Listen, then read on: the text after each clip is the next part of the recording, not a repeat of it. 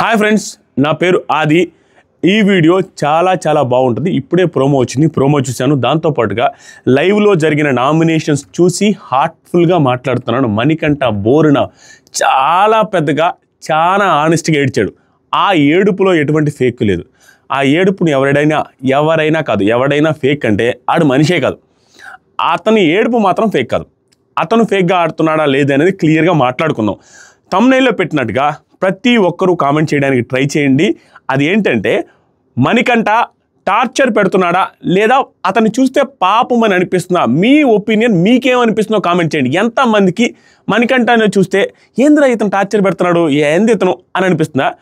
పాపం రా, అతని ఎమోషనల్ బ్యాక్గ్రౌండ్ చూసి అతను వాళ్ళు చప్పట్లు కొట్టడం ఏంట్రా ఇలా చేస్తున్నారు అని అనిపిస్తుందా అనేది కామెంట్ చేయండి.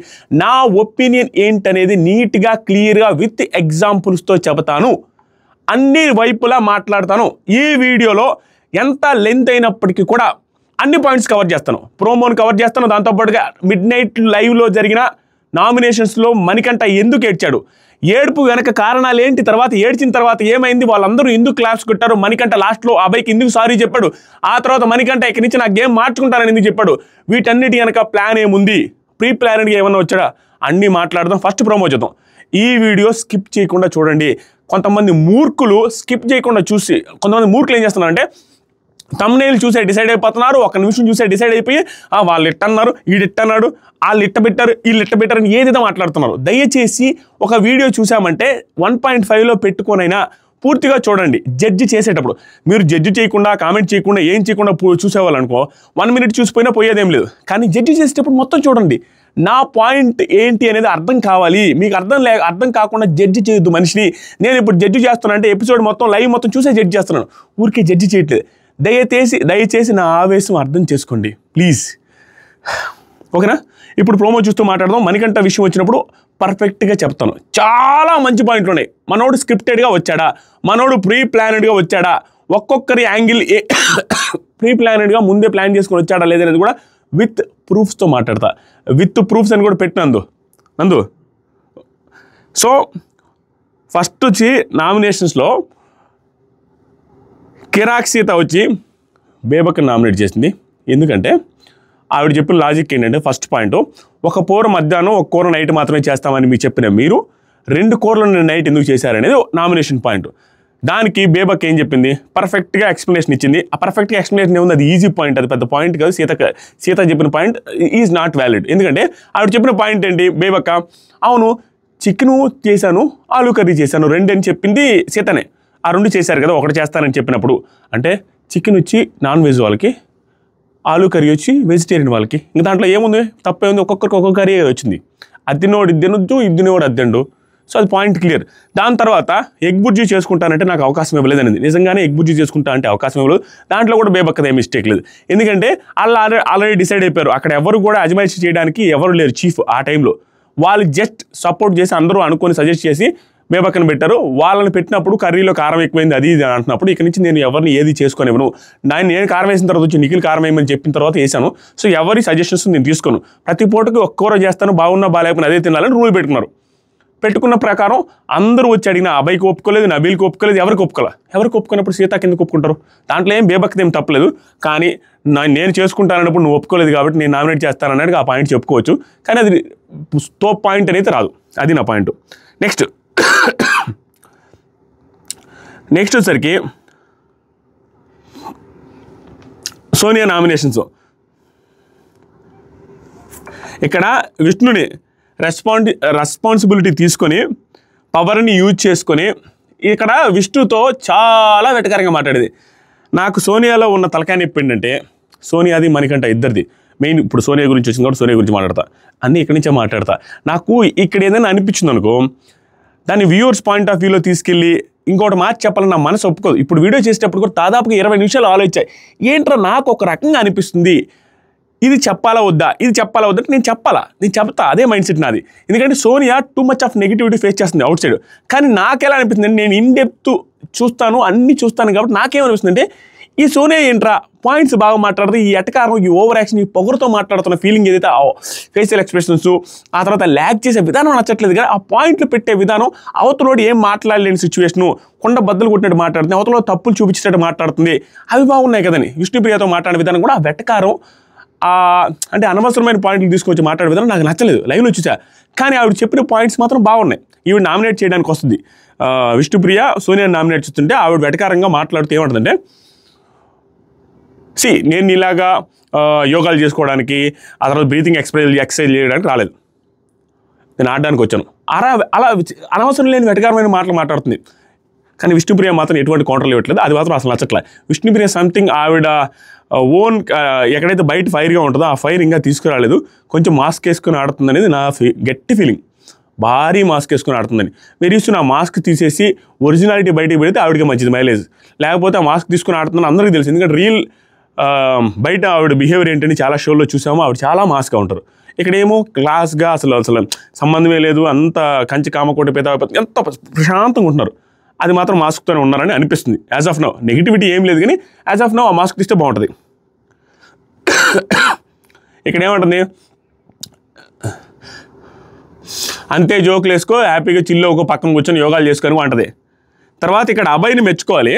లైవ్లో చూశానబ్బా, ఇవన్నీ నేను లైవ్ అప్డేట్స్తో ఒక వీడియో కూడా చేస్తాను, స్టిల్ నేను ఇక్కడ మెన్షన్ చేస్తాను. అబ్బాయి టూ గుడ్, అంతే టూ గుడ్, మామూలు పాయింట్స్ చెప్పలేదు. మణికంఠకి చెప్తే మణికంఠకి ఫ్యూజులు ఎగిరిపోయి, మణికంఠలో నచ్చిన పాయింట్ ఏంటంటే ఫ్యూజులు ఎగిరిపోయినాయి, ఒప్పుకునేశాడు. అది నాకు బాగా నచ్చింది. అంటే అది ఒక గేమర్ క్వాలిటీ. అది ఎలా, ఇప్పుడు నువ్వు మాట్లాడుతున్నావు, అవతల నీకంటే బాగా మాట్లాడేసి పాయింట్స్లో నేను డౌన్ చేసేసాడు, యాక్సెప్ట్ చేశాడు. ఓకే సారీ, నాకు అర్థమైంది, నేను యాక్సెప్ట్ చేస్తున్నాను, ఆ పాయింట్లు నాది మిస్టేక్ ఉంది అని. ఏంటంటే అవి ఆ పాయింట్స్ నేను క్లియర్గా మణికంఠ పాయింట్ వచ్చినప్పుడు చెప్తాను, ఎందుకంటే ఆ మొబైల్లో ఉన్నాయి. క్లియర్గా ఆ పాయింట్స్ అన్ని చెప్పితేనే మణికంఠ అనే పాపం అనాలా, లేకపోతే అతను టార్చర్ పెడుతున్నాను ఫీల్ అవ్వాలనేది క్లారిటీ వస్తుంది. ఇది స్కిప్ చేస్తున్నా. ఇప్పుడు చెప్తాను. ఇప్పుడు మణికంఠ పాయింట్ వచ్చింది, స్టెప్ బై స్టెప్ మాట్లాడదాం. ప్రోమోలో ఉండేవే, కానీ నేను నైట్ చూసిన పాయింట్స్తో మిక్స్ చేసి చెప్తా. ఫస్ట్ ఏం జరిగిందంటే, నిన్న నైట్ ఎందుకు ఏడ్చాడంటే మణికంఠ ఏడవడానికి ముందు ఇతను వచ్చి నామినేట్ చేస్తాడు. మన అభయ్ ఎవరెవరిని ఇద్దరు నామినేట్ చేస్తాడు. ఇద్దరిలో బేబక్ ఒకరు, ఆ తర్వాత వచ్చేసరికి మణికంఠ, వీళ్ళిద్దరు నామినేట్ చేసేటప్పుడు చెప్పిన పాయింట్ తోపు పాయింట్, మామూలు పాయింట్లు కాదు, నెక్స్ట్ లెవెల్ పాయింట్లు చెప్పాడు. ఆ పాయింట్లు ఏంటంటే, ఫస్ట్ వచ్చి అభయ్ రాగానే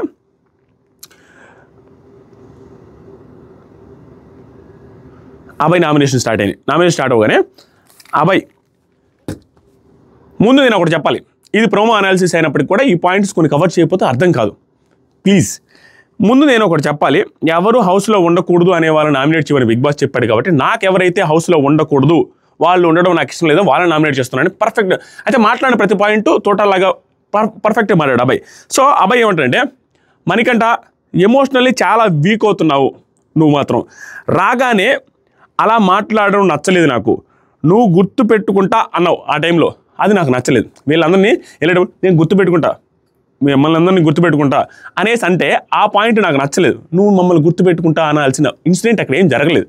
అనగానే ఆ సెకండ్లో ఆ టైంలో నేను ఓమన్నా వచ్చినప్పుడు, నేను ఓమన్న తర్వాత అయిపోయిన తర్వాత వచ్చాము నీ దగ్గరికి, వస్తే కామ్ డౌన్ అయ్యి మాట్లాడే మెంటాలిటీ ఉండాలే కానీ అనేది నా పాయింట్. కానీ నువ్వు దగ్గర కామ్ డౌన్ లేదు, ఎందుకంటే అతను వచ్చి సారీ చెప్పడానికి వచ్చినా కూడా ఆ టైంలో కూడా కామ్ డౌన్ అవ్వాలి. ఒక పర్సన్ ఒకసారి స్ట్రాంగ్గా గట్టిగా సీరియస్గా కోపపడ్డాడు, సెకండ్ టైం కూడా అలాగే స్ట్రాంగ్గా సీరియస్గా కోపపడాల్సిన అవసరం ఏముంది?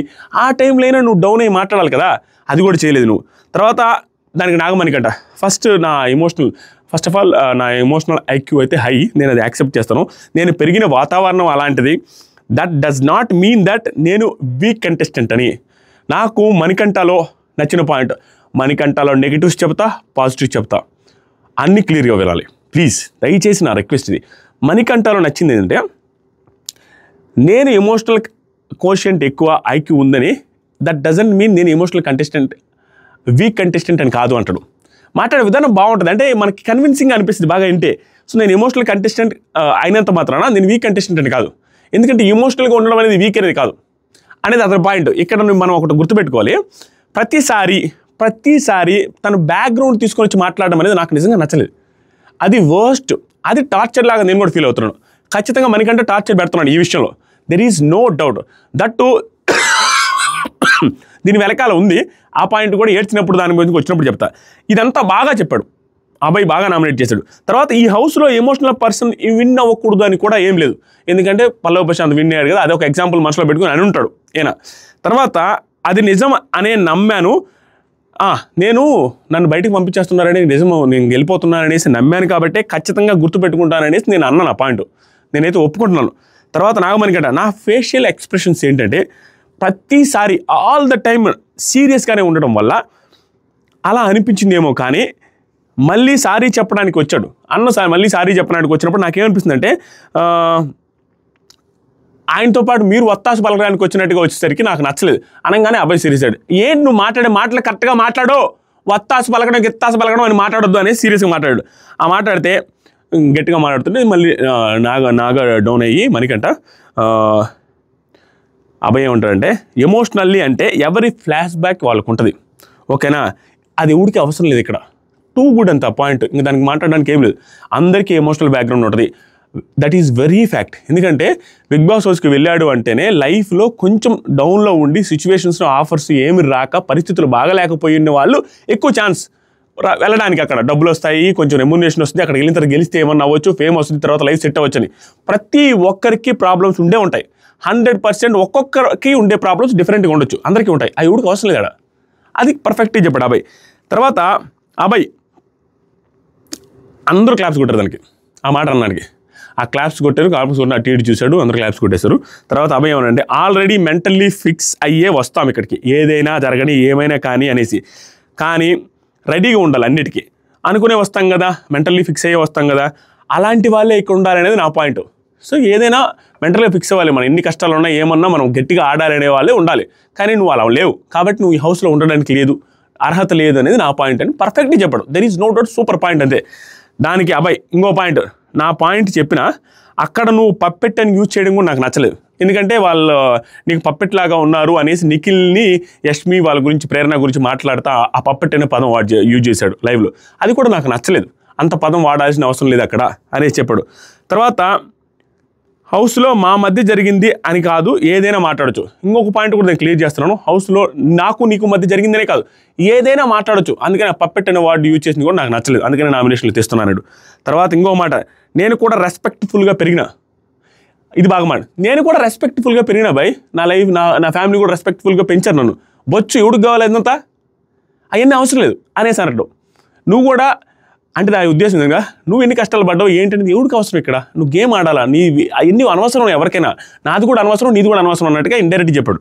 తర్వాత సరికి నాగా ఏమంటాడంటే నాకు అర్థమైంది నువ్వు మైండ్లో ఏం ఆలోచించుకొని ఎలా మాట్లాడుతున్నావు నాకు అర్థమైంది. అంటే నువ్వు మైండ్లో ఏ పాయింట్ తీస్తే నేను నెగిటివ్ అవుతానో, ఏ పాయింట్ తీస్తే నాకు నెగిటివిటీ వస్తుందో ఆ పాయింట్ని ముందు పెట్టుకొని వెనక మనసులో ఏదో పెట్టుకొని ఇది మాట్లాడుతాను, నాకు అర్థమైంది అనేసి ఇక్కడ ఓవర్ థింక్ చేస్తున్నాడు మణికంఠ. యాక్చువల్గా అది పాయింట్ రైటే, ఎందుకంటే అతను ఇబ్బంది పెట్టడానికి వస్తాడు, ఓడిన అక్కడ కంటెస్టెంట్ అతను ఇరుకుని పెట్టడానికి వస్తాడు, అతను ఇరుకునే పెడుతున్నాడు. కానీ ఇతను బయటపడుతున్నాడు ఎక్కువ, ప్రతి సెకండ్ గేమ్లో ఇన్వాల్వ్ అవుతున్నట్టు ఉండేసరికి ఆటోమేటిక్గా మనవాడు ప్రతి దాన్ని నెగిటివ్ సెన్స్లో ఆలోచిస్తున్నాడు. వీళ్ళు నన్ను ఇబ్బంది పెట్టడానికి డెలగేస్తున్నారా, అది పక్కన కూర్చున్నారంటే ఏదో ప్లాన్ వేస్తున్నాడు, ఏదో ఎజెండాతో వచ్చారు, ఎందుకంటే నేను కూడా అలాగే వెళ్తాను కదా, అలా ఆలోచిస్తున్నాడు. ఇక్కడ నుంచి చాలా ఓవర్ డెప్త్గా ఉంటుంది నా మాటలన్నీ. దయచేసి క్లియర్గా వినడానికి ట్రై చేయండి. ఎవరో ఏదో గెలిస్తేనో ఇంకొక కంటెస్టెంట్కి ఏదో వస్తేనో నాకు ఏమీ రాదు. నేను ఏది చెప్పినా మనస్ఫూర్తిగా హార్ట్ఫుల్గా మాట్లాడాలనేది నా కాన్సెప్ట్ ఉంటుంది ఎప్పుడైనా. ఇప్పుడు నేను చూడండి ఇక్కడ జరిగింది చెప్తా ఉండండి. ఆ మాట అన్నాడు కదా, మణికంఠలో ఉన్న ప్రాబ్లం ఏంటనేది చెప్తా. తర్వాత నాగా నువ్వు వాంటెడ్గా ఫస్ట్ హైపర్ సిచ్యువేషన్ తీసుకొని వచ్చి చెబితే నేను నెగిటివ్ అవుతానని ఆ పాయింట్ తెచ్చావు. నేను అన్ఫిట్ అయితే ఈ వీకే వెళ్ళిపోతా, చూద్దాం, నేను అన్ఫిట్ అయితే ఈ వీకే వెళ్ళిపోతావు అనేసి ఇక్కడ కన్వర్జేషన్ అయిపోయింది. అబ్బాయి చెప్పిన నామినేషన్ పాయింట్ తోపంతే, దెర్ ఈస్ నో డౌట్. ఇది అయిపోయిన తర్వాత అబ్బాయి బేబక్ నామినేట్ చేశాడు, ఇవి తర్వాత మాట్లాడతా. బేబక్ నామినేట్ చేసినప్పుడు చెప్పిన పాయింట్స్ కూడా తోప్ points, there is no doubt, చాలా బాగా చెప్పాడు. నువ్వు లైట్ తీసుకున్నావు, గేమ్స్ అసలు ఆడట్లేదు అక్క, నువ్వు అసలు లైట్ తీసుకుంటున్నావు, మళ్ళీ ఆడదాం, మళ్ళీ ఛాన్స్ వస్తుంది అంటున్నావు, అది కరెక్ట్ కాదంటే బేబక్ ఏమంటుంది, పర్లేదు బ్రో, ఫుడ్ మీద కాకుండా నువ్వైనా వేరేది మాట్లాడావనేసి ఆవిడ లైట్ తీసుకుని మాట్లాడేసింది. Okay, thank you so much అనేది. బేబక్క ఒక రోజులోనే ప్రతి ఒక్కరి ఆట బయటపడదు కదా, నేను కూడా ముందు ఆడతా అన్నట్టుగా అయిపోయింది. ఈ నామినేషన్ అయిపోయింది. తర్వాత అంతా అయిపోయిన తర్వాత లేచి నిలబడ్డాడు నాగమణికంట మళ్ళీ కూర్చొని నిఖిల్ అంటుంటే ఒక్క పాయింట్ క్లియర్ చేయాలనేసి ఆ ఒక్క పాయింట్ ఏంటంటే లాస్ట్లో ఐ యాక్సెప్ట్ యువర్ పాయింట్, ఎమోషనల్గా ఈ హౌస్లో ఉండడం కరెక్ట్ కాదు, ఎమోషనల్గా ఈ హౌస్లో ఉండడం కరెక్ట్ కాదు, నేను కూడా ఒప్పుకుంటున్నానని చెప్పేస్తాడు. తర్వాత సరికి యష్మి మణికంఠని నామినేట్ చేస్తే నాగమణికంఠ మాట్లాడుతూ ఉంటే ఇక్కడ కాదు డిస్కషన్ అన్నారు చీఫ్స్, ఇక్కడ డిస్కషన్ చేయొద్దు దయచేసి, ఇక్కడ కూర్చో అనేసి ఇంకా కూర్చోమంటారు. అప్పుడులో Nagamanikanta okay I'm learning the game అనేసి కూర్చుంటాడు అభయ్ విషయంలో. తర్వాత సరికి బిగ్ బాస్ బ్రేక్ ఇచ్చాడు, ఏది అభయ్ విషయమే మాట్లాడాలని ట్రై చేస్తున్నప్పుడు బిగ్ బాస్ వీళ్ళందరూ ఒప్పుకోకుండా కూర్చోబెడితే అక్కడ నాగమణికంఠ ఏదో డిస్కషన్ చేస్తాడేమో, వీళ్ళు యాక్సెప్ట్ చేయట్లేదు ఇక్కడ, కాబట్టి బ్రేక్ ఇద్దామని వాంటెడ్గా బ్రేక్ ఇచ్చినట్టుకుంది. ఆ డిస్కషన్స్ మనం రికార్డ్ చేయడానికి ఈజీగా ఉంటుంది, బాగుంటుంది, ఆ డిస్కషన్స్ బాగుంటాయి, వ్యాలిడ్ ఆన్ ది స్పాట్ అయితే ఇంకేదైనా ఎమోషనల్ కంటెంట్ రావచ్చని కావాలని బ్రేక్ ఇచ్చాడు. కానీ అక్కడ ఏం రాలా. ప్రేరణ వచ్చి మాట్లాడుతుంది. ఫస్ట్ నామినేషన్ వచ్చేసరికి మణికంఠ నామినేట్ చేసింది. ఇక్కడే ఏడుస్తాడు మణికంఠ. ఎందుకు ఏడుస్తాడు అనేది క్లియర్గా మాట్లాడుకొని ఆ బ్యాక్ స్టోరీ ఏమై ఉంటుంది, ఏంటి ఆ ప్లాన్ అనేది కూడా మాట్లాడతా. ఏమంటుందంటే మీరు నా పాస్ట్ తెలియదు అంటే మీ బ్యాక్ స్టోరీ తెలియకుండా మేము ఎంపసైజ్ అవ్వలేం కదా. ఎందుకంటే నువ్వు ఆ రోజు ఏమన్నావు, నా స్టోరీ తెలియదు, నన్ను బాధ పెట్టాను, నాకు తెలియదు, నేను ఇప్పుడు వెళ్ళిపోతే ఎలా అనేసి అన్నాడు కదా ఆయన అనిల్ ఇప్పుడు తీసుకెళ్ళేటప్పుడు. అప్పుడు మేము నీకు ఎంపథైజ్ ఎందుకు చూపిస్తాము, దానికి ముందు మాకు మీది బ్యాక్ స్టోరీ ఏంటో తెలుసుంటే మేము నామినేట్ చేసిన వాళ్ళం కాదేమో అని బాగా మాట్లాడింది ప్రేరణ. చాలా బాగా ప్రేరణ మాట్లాడే మాటలు క్యూట్గా గ్యాప్ ఇచ్చి మాట్లాడుతూ ఒకసారి ఏంద్ర ఇంతసేపు మాట్లాడుతుంది అనిపిస్తుంది. కానీ మాట్లాడితే మంచి పాయింట్లో మాట్లాడుతుంది అమ్మాయి. ఆ మాట అనగానే అందరికీ ఎమోషనల్ బ్యాక్గ్రౌండ్ ఉంటుంది, వాళ్ళు ఓవర్కమ్ చేసి బెటర్ అవ్వడానికి ట్రై చేస్తుంటారు. ఇక ఉండేవాళ్ళు అందరికీ ఎమోషనల్ బ్యాక్గ్రౌండ్ ఉంది, కానీ వాళ్ళందరూ ఓవర్కమ్ చేసి బెటర్ అవ్వడానికి ట్రై చేస్తున్నారు. కానీ నువ్వు అట్లా లేవు అనేసి చెప్తా ఉంటే మీరు సైలెంట్గా ఉన్నారండి, అంతే, మిగతా వాళ్ళందరూ ట్రై చేస్తున్నారు. కానీ you are making an effort, కానీ అది సరిపోతలేదు అని అనిపిస్తుంది. మీరు ఎఫర్ట్ చేస్తున్నారు మాట్లాడడానికి, అది ఇంకా సరిపోవట్లేదు అనేది నా ఫీలింగ్. ఇది అయిపోయిన తర్వాత ఇంకొక మాట మాట్లాడింది. అక్కడ మణికంఠ కాదు, సోనియా కాదు, ఎవడు వచ్చినా దీనికి కౌంటర్ ఇవ్వడం ఇంపాసిబుల్. సూపర్ పాయింట్, కౌంటర్ అని కాదు, బాగా మాట్లాడింది. ఆ లాజిక్ తట్టడం కష్టం. ఏమన్నదంటే ప్రేరణ మణికంఠని, మీరు ఎవరితోనైనా కాన్వర్జేషన్ చెయ్యాలి అంటే మీరు రారు, కాన్వర్జేషన్ పెద్దగా ఎవరితో ఎక్కువ మంది చేయట్లేదు. కానీ ఎవరి దగ్గరైనా ఒక నెగిటివ్ కనపడితే వెంటనే జమ్మని వచ్చేసి అక్కడ కాన్వర్జేషన్ స్టార్ట్ చేస్తున్నారు. నెగిటివ్ గురించి మాట్లాడడానికి అన్నిట్లో ఏలు పెడుతున్నారు. అక్కడ నెగిటివ్ కాన్వర్జేషన్ ఎక్కడైనా నీకు నెగిటివ్ కనపడితే వెంటనే మాట్లాడేస్తున్నారు. ఇదే ఊపు, ఇదే కసి, ఇదే కాన్వర్జేషన్ బిల్డ్ చేసుకోవాలనే విధానం నార్మల్గా ఫ్రెండ్లీగా వచ్చి కూర్చొని మాట్లాడడానికి, కాన్వర్జేషన్ బిల్డ్ చేయడానికి ఏంటి, నెగిటివిటీ కోసం మాత్రం మాట్లాడుతున్నాం. అక్కడ ఎందుకు రావట్లేదు, ఇక్కడ ఎందుకు వస్తుంది అనే పాయింట్ సూపర్ మాట్లాడింది ప్రేరణ. నిజమేది, మనోడు మామూలుగా కాన్వర్జేషన్ బిల్డ్ చేయట్లేదు, కానీ ఎవరిదైనా తప్పు అనిపిస్తే వేరే వాళ్ళ కాన్వర్జేషన్లో కూడా దూరి అతను పాయింట్ ఇస్తున్నాడు. నిఖిల్ నువ్వు ఆల్రెడీ మాట్లాడావు కదా, లెట్ హర్ స్పీక్ అనేసి అంటున్నాడు. మధ్యలో ఎవరైనా వస్తే నీది మిస్టేక్, నువ్వు ఒకవేళ సెలెక్ట్ అయ్యి చేసింది రాంగ్ అని అనిపిస్తే రేపు నువ్వే తీసుకోవాల్సి వస్తుంది ఆ బ్లేమ్. దయచేసి నిఖిల్ నీకు విషయం చెప్పమంటారు, యష్మి నైనిక మాట్లాడుతున్నప్పుడు వాళ్ళిద్దరు మాట్లాడిన మాటలు కూడా నీకు పప్పెట్లా ఉన్నట్టుగా అనిపిస్తుంది, వాళ్ళ కూడా నీకు నెగిటివ్ రావచ్చు. అంటే సంబంధం లేని మాటలు కూడా కాన్వర్జేషన్ బిల్డ్ చేస్తున్నాం, అది గేమ్ రిలేటెడ్గా. కానీ నార్మల్ కాన్వర్జేషన్ ఎందుకు బిల్డ్ చేయట్లేదు అనేది పాయింట్, గుడ్ పాయింట్. తర్వాత దీనికి అందరికీ నచ్చింది అది, ఎందుకంటే సూపర్ పాయింట్. భాష, పృథ్వీ తమ క్లాప్ చేసిన క్లాప్స్ కొట్టండి అనేసి అంటాడు నాగమణికంఠ. తర్వాత నాగమణికంఠ ఇక్కడ ఏడుస్తాడు. ఓకే అండి, ఓకే పాయింట్ టు పాయింట్ వెళ్దామండి. ఎందుకంటే పాయింట్ టు పాయింట్ అంటే నాకు గుర్తులేదు ఏంటంటే నీ పాయింట్స్ నీ ఫ్రెండ్కి చెప్పి పెట్టండి నాగమణికంఠ, ఆవిడ గుర్తు చేస్తారు తర్వాత. కానీ నా బ్రెయిన్కి ఇంకా ఇక్కడ నుంచి ఎమోషనల్ అవుతాడు. నేను కూడా మాట్లాడుతున్నాను. నాకు అంత జ్ఞాపక శక్తి లేదండి, ఆ శక్తి ఉండదండి, నాకు అంత లేదు, అయిపోయింది పారామీటర్ అనేసి అక్కడ డౌన్ వాయిస్లో మాట్లాడుతాడు. నా పారామీటర్ అయిపోయింది, ఏడవడం స్టార్ట్ చేస్తాడు. ఇక నా పారామీటర్ అయిపోయింది, సెవెంత్ క్లాస్ నుంచి నాన్నని పోగొట్టుకున్నాను, స్టెప్ ఫాదర్ బాధలు కష్టాలు పెడితే అవి భరించాను, ఫేస్ చేశాను, మదర్ చచ్చిపోయింది, ఆ తర్వాత డబ్బులు అడుక్కొని మదర్ శవాన్ని కాల్చాల్సిన పొజిషన్కి వెళ్ళాను, ఇన్ని జరిగాయి. ఆ తర్వాత వచ్చిన తర్వాత నా పాప పుట్టింది, ఆ పాప పెళ్లి చేసుకున్నాను, అక్కడ ఒక మిస్టేక్ జరిగింది. పాప పుట్టిన తర్వాత రీసెంట్గా పాప కూడా నాకు దక్కని పరిస్థితికి వెళ్తే మేడం మీదకి ఎక్కి సూసైడ్ చేసుకున్నామనే టైంలో నాకు బిగ్ బాస్ ఆపర్చునిటీ వచ్చింది అనేసి అంత చాలా పెద్దగా ఏడుస్తూ చాలా ఎమోషనల్గా మాట్లాడితే బుట్ట ప్రేరణకి కన్నీళ్ళు గారుతాయి. భయంకరంగా ఏడ్చేస్తుంది ఆ అమ్మాయి కూడా ఎమోషనల్ అయ్యి. మిగతా వాళ్ళందరూ అరుస్తూ ఉంటారు, ఇవన్నీ అవసరం అని అరుస్తూనే ఉంటారు. ఆ తర్వాత డబ్బులు అడుక్కొని శవాన్ని కాల్చాల్సి వచ్చింది. తర్వాత కష్టపడి ఇండస్ట్రీలో అడుగు పెట్టి తప్పు చేశా, పెళ్లి చేసుకొని తప్పు చేశా, పాపది పైకి దూకాలనుకున్న టైంలో ఇవన్నీ వచ్చినాయి అని చెప్తాడు. తర్వాత నాకు ఎమోషనల్ అవ్వకూడదనే సైలెంట్గా ఉంటాను, సైలెంట్గా ఎవరితో మాట్లాడకుండా ఉంటాననేది పాయింట్ అని చెప్తున్నాడు. అప్పుడు మీరంతా మళ్ళీ పోక్ చేస్తున్నారు, అది ప్రాబ్లం. నేను ఎమోషనల్ అవుతానేమో, ఇవన్నీ కనెక్ట్ చేసుకుంటే, డాట్స్ అన్నీ కనెక్ట్ చేస్తే నిజమేనేమో ఇతను చెప్పేది అన్నట్టుగా అనిపిస్తుంది. ఎందుకంటే నేనేమో ఎమోషనల్ అవ్వకూడదని నేను అందరితో కంటే దూరంగానే ఉంటున్నా, ఎవరితో మాట్లాడట్లా. కానీ మీరు వచ్చి మళ్ళీ పోక్ చేస్తుంటే నాకు పాతయ్య గుర్తుకొచ్చి నేను మళ్ళీ అలాగే తయారవుతున్నా. ఆ తర్వాత నేను పక్కకి వెళ్ళి కూర్చుంటున్నాను అంతే, అయినా కూడా మీరు వచ్చి మాట్లాడుతున్నారు. తర్వాత మీరు నా గురించి తెలిసి క్లాప్స్ కొడుతున్నారా? మీకు తెలిస్తే క్లాప్స్ కొట్టరు, మీరు నాకు గురించి తెలిసి క్లాప్స్ కొడుతున్నారు. మీరు ఇక్కడేమో చూస్తే ఇప్పుడు క్లాప్స్ కొడుతుంటే నాకు బాధ వేస్తుంది అన్నట్టుగా మాట్లాడుతున్నారు బాధపడి. తర్వాత యష్మి ఎమోషనల్ డ్యామేజ్ వద్దు, అది రాంగ్గా ప్రొట్టే వద్దు, ఎమోషనల్ డ్యామేజ్ వద్దు అని ఆవిడ సీరియస్ అవుతుంది చీఫ్ గురించి. ఎందుకంటే ఆవిడ కూడా క్లాప్స్ కొట్టింది. ఈ సంథింగ్ ఏదైనా అవుద్దేమో నా భయం ఉంటుంది. ఎందుకంటే ఆ సిచ్యువేషన్ ఇలాంటివి సీజన్ 7లో జరిగాయి, దానివల్ల అందరూ పెంట్ అయిపోయారు. అలాంటిది రిపీట్ కాబోతుందేమో అన్న భయం వచ్చింది వాళ్ళకి. అది ఎమోషనల్ డ్యామేజ్ వద్దు అనేసి భయపడ్డారు, 100% భయపడ్డారు. చెప్పింది ఆవిడ. తర్వాత పృథ్వీ అబ్బాయి కూడా అరుస్తున్నారు, ఏంటిది అసలు దీని గురించి ఎందుకు వచ్చింది, ఈ పాయింట్తో ఎవరికి వస్తుంది, అది ఇది అరుస్తూ ఉన్నారు వాళ్ళు. తర్వాత సీత వచ్చి be strong, please be strong అని అన్న విధానం నాకు బాగా నచ్చింది, చాలా బాగా అనిపించింది. ఎందుకంటే వీళ్ళిద్దరూ పార్ట్నర్స్, బడ్డీని ఓదార్చాలని అనేది అతను తప్పో రైటో అతని నెక్స్ట్. కానీ ఒక పర్సన్ ఎమోషనల్గా ఉన్నప్పుడు భుజం దట్టాలి ఎవడైనా. నా పర్సనాలిటీ ఎలాంటిదంటే, నా మనసు ఎలాంటిదంటే, ఎవరైనా ఎమోషనల్గా నా పక్కన ఉంటే నాకు చేతనైనంత హెల్ప్ చేస్తాను. నేను చాలా బాధపడతాను, అది అన్నోన్ పర్సన్ అయినా సరే, నాకు చేతనైనంత సాయం చేసేస్తాను. నేను తట్టుకోలేను ఎమోషనల్. దాంతోపాటుగా ఒక మనిషి ఎమోషనల్ ఇదిని నేను ఫేక్ అని కానీ అదేదో డ్రామా అని కానీ నేను తీసుకోను.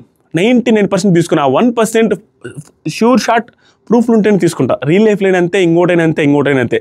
కాబట్టి నాకు ఆవిడ భుజం తట్టిన విధానం నాకు బాగా అనిపించింది. దాంతోపాటు ఇంకా చెప్తాను, ఇంకా మెయిన్ పాయింట్ ఉన్నాయి. ఆ తర్వాత సోనియా వచ్చి హీఈస్ ఎమోషనల్లీ హైపర్, అర్థం చేసుకుని మాట్లాడి ఎందుకు క్లాప్స్ కొట్టడం ఇవన్నీ అనేసి ఆవిడ కూడా బాగా మాట్లాడింది. తర్వాత సరే నిఖిల్ చప్పాలు కొట్టొద్దు ప్లీజ్, చప్పాలు అంటే చప్పట్లు కన్నడలో. తర్వాత యష్మి చప్పట్లు కొట్టింది ఆయన పాస్ట్ గురించి కాదు, మేము మంచి పాయింట్లు మాట్లాడిందని కొట్టామన్నట్టు ఆవిడ చెప్పుకుంటూ వచ్చింది. తర్వాత సరికి ప్రేరణ కూడా గట్టిగా ఆడుస్తూ ఉంది. నెక్స్ట్ నాగమల్లికార్జున ఏమంటాడంటే, నాగమల్లికార్జున సార్ మా సోషల్ సార్ 10th క్లాస్ అది వచ్చింది పేరు. తర్వాత నెక్స్ట్ ఫస్ట్ నేను బ్యాక్గ్రౌండ్ చెప్తుంటే కరెక్ట్గా మీకు అర్థం అవుతుంది, నేను అందుకని చెప్తున్నాను, నా బ్యాక్గ్రౌండ్ ఏంటి చెప్తేనే మీకు అర్థమవుతుంది అనేసి. ఇప్పుడు బ్రెయిన్ ఎలా ఉంది అంటే 100% బ్రెయిన్ గేమ్ ఆడాలి అనుకున్నా. నేను ఎలా వచ్చానంటే హౌస్లోకి 100% బ్రెయిన్ గేమ్ ఆడాలి, నేను హార్ట్తో గేమ్ ఆడకూడదు, దానివల్ల ఎమోషనల్ అయిపోతాను, బ్రెయిన్ గేమ్ ఆడదామనే వచ్చా అన్నట్టుగా చెప్తున్నాడు అని చెబితే అక్కడ ఓట్లు పడ్డాయి. అక్కడ అందరూ నాకు నామినేట్ చేశారు. నేను వచ్చినప్పుడు మనసులో ఆడకూడదు, బ్రెయిన్తో ఆడాలని వచ్చాను. ఇదంతా చాలా క్లియర్గా వినాలి ప్లీజ్. కానీ అక్కడ నాకు అందరూ నామినేట్ చేసి పంపించాలని ఓట్లు వేసినప్పుడు నేను నాకు ట్రిగ్గర్ అవ్వడం స్టార్ట్ అయింది. ఒక పాయింట్లో నేను ఏమన్నానంటే మిమ్మల్ని అందరినీ గుర్తుపెట్టుకుంటానన్నా, ఎందుకంటే ఇది లాస్ట్ అదే మాట్లాడడం నేను ఖచ్చితంగా ఎలిమినేట్ అవుతానేమో అనేసి అనిపించింది. ఇక్కడ పాజిటివ్ చెప్తున్నాను, నెగిటివ్ కూడా ఏమనిపించిందో కూడా చెప్తాను, రెండు వైపులా మాట్లాడతాను అనేసి గుర్తుపెట్టుకున్నాను. తర్వాత సరికి హార్ట్తో ఆలోచించకూడదు అనుకున్నటువంటి వాడిని నేను హార్ట్తో ఆలోచించకూడదు అనేసుకొని హౌస్లోకి వచ్చాను కదా. కానీ ఎందుకు అలా అయిపోయా, బ్రెయిన్తో ఆడాలి కదా, ఎందుకు హార్ట్తో ఆడాల్సి వచ్చింది, ఎందుకు అంత ఎమోషనల్ అయ్యాననేసి నాలో నేను మదన పడుతున్న టైంలో వచ్చి మీరు మాట్లాడుతున్నారు. మీరు మళ్ళీ గెలికారు, అబ్బాయి వచ్చి మీరు చెరుటి లేదన్నాడు, ఓం గారు వచ్చి పదే సారీ చెప్తునేసరికి నేను బాధపడుతున్న టైంలో ఎమోషనల్ అవ్వకూడదు అనుకున్న వాడిని, బ్రెయిన్తో ఆడాలి అనుకున్న వాడిని ఎందుకు ఇంత ఎమోషనల్ అయ్యి బాధపడుతున్న టైంలో వచ్చి మళ్ళీ మీరు గెలికారు. తర్వాత దాంతోపాటుగా జోన్ అవుట్ అవుతున్నారు అన్న టైంలో నేను మళ్ళీ హార్ట్ఫుల్గా మాట్లాడడం, ఈ ఎమోషనల్ అవ్వడం స్టార్ట్ అయ్యి గందరగోళంగా బాధపడడం స్టార్ట్ అయింది అనేసి స్టెప్ బై స్టెప్ చెప్తున్నాడు. తర్వాత నెక్స్ట్ డే నిఖిల్తో కూడా చూడు. ఆ తర్వాత నేను ఇంకా ఫిక్స్ అయిపోయి నేను బ్రెయిన్తో ఆడాలి ఇవన్నీ కనెక్ట్ చేసుకుంటే ఇతను చెప్పేది నిజమే కదా అనిపిస్తుంది. కానీ నెగిటివ్ కూడా ఉంది దాంట్లో. ఏమంటారంటే నేను ఇంక బ్రెయిన్తో ఆడాలని ఫిక్స్ అయిపోయిన తర్వాత నెక్స్ట్ డే నిఖిల్ దగ్గరికి వెళ్ళి బ్రెయిన్ గేమ్ ఆడాను, ఇది యాక్సెప్ట్ చేస్తున్నాడు. అది ఆడియన్స్కి కూడా తెలుసు. మణికంఠ నెగిటివ్ యాంగిల్ ఏంటంటే సూపర్ యాంగిల్, ఇది చెప్పిన తర్వాత చెప్తాను. ఏంటంటే మణికంఠతో బ్రెయిన్ గేమ్ ఆడని ఇక్కడ కూడా మణికంఠ ముందే చెప్తున్నాడు. అది మనకి ఆడియన్స్ కూడా అర్థం కావాలని లైవ్లో కెమెరాకు కూడా చెప్పిన తర్వాత మణికంఠకి వెళ్తాడు. నేను ఎవరి దగ్గరికైనా వెళ్ళి ఎక్కడైనా కూర్చొని ఏదైనా మాట్లాడుతున్నా అంటే దాని వెనక ఏదో ఎజెండా ఉంటుందని కెమెరాకి అర్థమయ్యేటట్టు చెప్పిన తర్వాత మణికంఠ ఎక్కడికి వెళ్ళాడు, నిఖిల్ దగ్గరికి. ఆ నిఖిల్ దగ్గర మాట్లాడిందంతా బ్రెయిన్ గేము, నేను స్ట్రాటజికల్గా ఆడారని కూడా ఇక్కడ నిఖిల్ ముందు కూడా చెప్తున్నాడు. ఆడియన్స్కి అర్థం కావాలి, ఆడియన్స్కి ఏదో చెప్పాలనుకుంటున్నాడు, మణికంఠ సంథింగ్ డిఫరెంట్గా ఏదో చేయాలనుకుంటున్నాడు. అందుకని ఇవన్నీ కనెక్ట్ చేస్తున్నాడు డాట్లు. తర్వాత నిఖిల్తో గేమ్ ఆడాను, స్టార్ట్ చేశాను, అందరితో బ్రెయిన్ గేమ్ ఆడడానికి ట్రై చేస్తాను అన్నాడు. నిజంగానే ట్రై చేసినది కెమెరా కూడా చెప్పాడు. తర్వాత నాగమణికంట నాకు అబద్ధం చెబితే నాకు నైట్ నిద్ర పట్టదు, అలాంటి పర్సనాలిటీ నాది. నిన్న కుక్కలు మురిగాయి నా వల్ల అని తెలిసిన తర్వాత నేను దాదాపుగా చాలాసేపు నిద్రపోకుండా ఆలోచిస్తూ ఉన్నాను, గిల్టీ ఫీల్ అవుతున్నాను, నేనేంటి తప్పు చేశాను, ఇలా చేయకూడదనేసి ఆలోచిస్తున్నా, సారీ మిమ్మల్ని బాధ పెట్టుంటే మీ అందరికీ సారీ అనేసి అందరికీ సారీ చెప్తున్నాడు. తర్వాత ఒక్కోసారి ఎమోషనల్గా ఉన్నప్పుడు ఏం మాట్లాడతానో కూడా నాకు అర్థం కాదు, అది నా మిస్టేకే, ప్లీజ్ అర్థం చేసుకోండి అనేసి అన్నాడు. తర్వాత నేను ఒక 5 వీక్స్ ఉన్నా చాలు అనే ఉద్దేశంతో వచ్చాను, ఏదో ఇది కాదు అది కాదు అనేసి అన్నీ చెప్తున్నాడు. నైనికా యష్మి కూడా క్రైయింగ్, ఎందుకంటే అతను మళ్ళీ ఎమోషనల్ అవ్వడం స్టార్ట్ చేస్తాడు. కనీసం 5 వీక్స్ అయినా ఉందామని వచ్చాను తప్పించి ఇంకోటి మీ అందరినీ ఇబ్బంది పెట్టుంటే సారీ అనేసి ఏడుస్తూ మాట్లాడుతున్నారు. సరికి వీళ్ళిద్దరు కూడా భయంకరంగా గట్టిగా ఏడుస్తున్నారు. ఇద్దరు అందరూ లేడీస్ ఏడడం స్టార్ట్ చేస్తారు, ఎమోషనల్ అవ్వడం స్టార్ట్ చేస్తారు. అసలు ఆ సిచ్యువేషన్ చాలా నిజంగా ఎమోషనల్గానే ఉంది. దాన్ని దయచేసి నెగిటివ్ యాంగిల్లో తీసుకెళ్ళదు. అతని ఎమోషన్ మాత్రం 100% రైటు. అతను సింపతి కోసం ట్రై చేస్తున్నాడు అనేది రైట్ అని కూడా కొంతమంది అనుకోవచ్చు, దాన్ని తప్పుపట్టలేం. సింపతి యాంగిల్ ట్రై చేస్తూ ఉండొచ్చు, కానీ దాంట్లో మనం ఏం ఆలోచిస్తానంటే, నా పర్సనల్ ఒపీనియన్ ఇది, మీరు యాక్సెప్ట్ చేయాల్సిన అవసరం లేదు, మీరు ఖండించవచ్చు కూడా. ఏంటంటే ఒక పర్సన్ సింపతి యాంగిల్ ట్రై చేస్తున్నాడని మనం ఎప్పుడు అనాలంటే, నా ఒపీనియన్ ప్రకారం వాడికి నిజంగా ఇంట్లో సింపతి లేకపోతే, ఇంట్లో నిజంగానే వాడి కష్టాలు లేకపోతే, వాడి వెనక బ్యాక్గ్రౌండ్ మంచి బ్యాక్గ్రౌండ్ అయి ఉండి వాడి సింపతి లేనిపోని తెచ్చి అబద్ధం తెచ్చుకుంటే, ఇప్పుడు అతనికి స్టెప్ ఫాదర్ లేకుండా ఉండుంటే, స్టెప్ ఫాదర్ ఉన్నాడని అబద్ధం చెబితే, లేకపోతే ఇంకేదైనా అబద్ధం చెప్తే, ఇంకేదైనా లేని చెప్పుకుంటూ వస్తే సింపతి కోసం ట్రై చేస్తున్నాడు అనొచ్చు. అతని లైఫ్లో ఉండిందే చెప్పాడు, కానీ అది గేమ్ రిలేటెడ్గా వాడుకోవడం తప్పు. There is no doubt. దాని రిలేటెడ్ కూడా నెగిటివ్ పాయింట్ కూడా నేను చెప్తాను. నెక్స్ట్ వచ్చేసరికి ప్రేరణ వచ్చి మీతో మాట్లాడుతుంటే మీరు డిఫెండ్ వాయిస్లో కూడా ఇరిటేషన్ చూపిస్తున్నారు.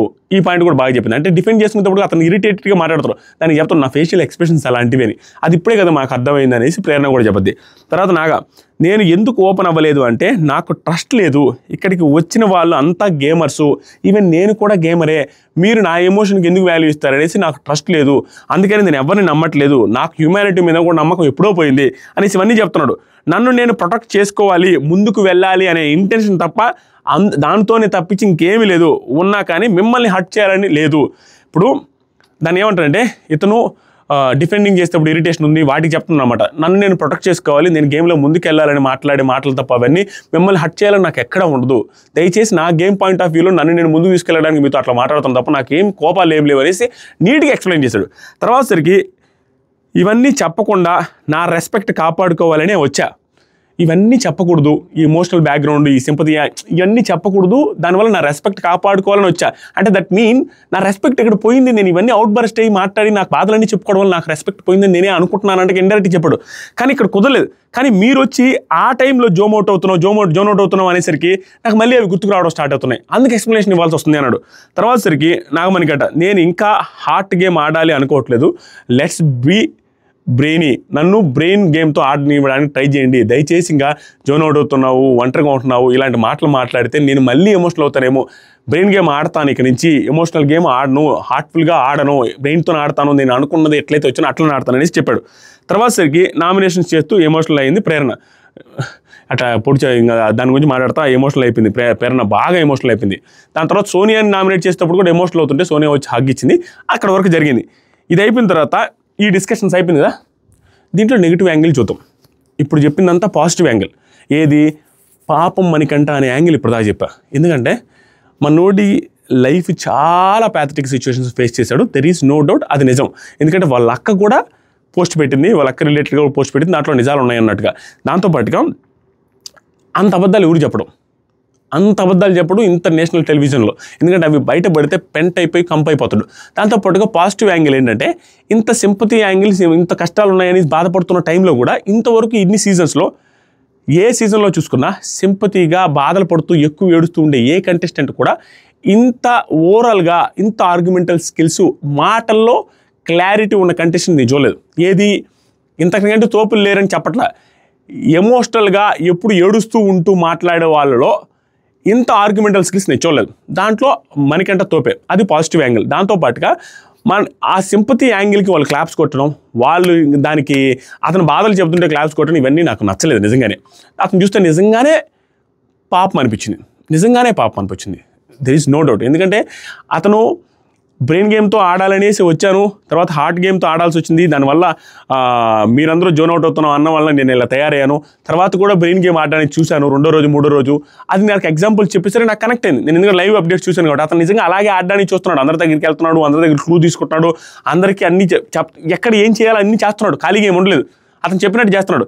స్టిల్ నేను ఎమోషనల్ అవుతున్నాను మీ అందరి వల్ల అన్నట్టుగా మాట్లాడు. ఇవన్నీ పక్కన పెడితే ఇది పాజిటివ్. నెగిటివ్ యాంగిల్ నేను విత్ ప్రూఫ్స్తో చెప్తాను. ఎక్కడ నాకు నచ్చని నెగిటివ్ యాంగిల్ ఏంటంటే, రెండు రకాల మనుషులు ఉంటారు చూసిన, అటు ఉంటారు ఇటు ఉంటారు. ఆ రెండో రకం యాంగిల్ ఏంటంటే, మనకంటే ఫస్ట్ డే జనాలందరూ అతను నామినేట్ చేసి పంపించాలని చూశారనేసి అతను ఫీల్ అయ్యాడు. నిజంగానే అదే చూశారు. అది యాక్చువల్గా ప్రాంక్ అనేది తర్వాత తెలిసింది. కానీ ఇక్కడ ఏంటంటే, అది ఆ రోజు గుర్తుపెట్టుకోండి.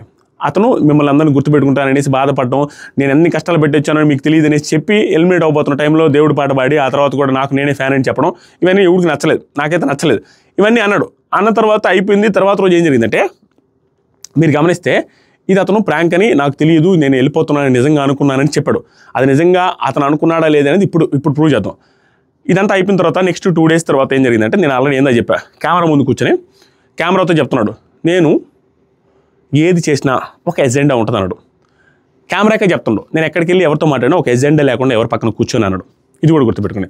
తర్వాత నేను నామినేషన్స్లో నేను ముందుకెళ్ళడానికి, అంటే గేమ్లో ముందుకెళ్ళడానికి ఏ కార్డ్స్ ఎప్పుడు యూజ్ చేయాలి అనేది నాకు తెలుసు. అలా దాని రకంగా నా కార్డ్స్ నేను యూజ్ చేసుకుంటూ వెళ్తున్నాను అన్నాడు. అదొకటి. తర్వాత సరికి గేమ్లో ముందుకెళ్ళినాటికి నేను ఏదైనా చేస్తాననేసి ఏందాక నామినేషన్ లైవ్లో కూడా అంటాడు. అబ్బాయి కూడా నువ్వు యాక్సెప్ట్ చేసావు, ఇవన్నీ గేమ్ కోసం చేస్తున్నావు అని యాక్సెప్ట్ చేసావు అనేసి అంటాడు. దాంతోపాటుగా చాలా తెలివిగా మాట్లాడుతున్నాడు. అన్ని రకాల గేమ్ పాయింట్ ఆఫ్ వ్యూలో ఎవడి ఆర్గ్యుమెంట్ చేసేటప్పుడు ఆడి తప్పులు, వీళ్ళ తప్పులు, వాళ్ళ తప్పులు అన్నీ చెప్తున్నాడు. ఎవరి మధ్యలో దూరితే ఏం వస్తుంది, ప్లస్లో ఏంటి, మైనస్లో అన్నీ తెలుసు. ఇన్ని తెలిసిన పర్సన్ ఏది చేసిన ఎజెండా అన్న పర్సన్కి ఆ రోజు ఫస్ట్ 1 hourలోనే వచ్చి నామినేట్ చేసి వితౌట్ ఎనీ రీజన్ ఊరికే పేరు చెప్పి బయటికి పంపిస్తారని అతను నిజంగా నమ్మాడు అంటే అది ఆశ్చర్యంగా ఉంది.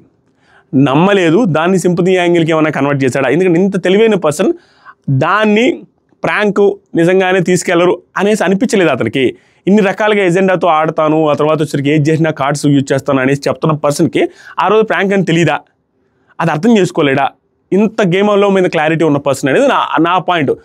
దాన్ని బట్టి చూస్తే ఇది టార్చర్గా అనిపిస్తుంది. అంటే తెలిసే చేస్తున్నాడా?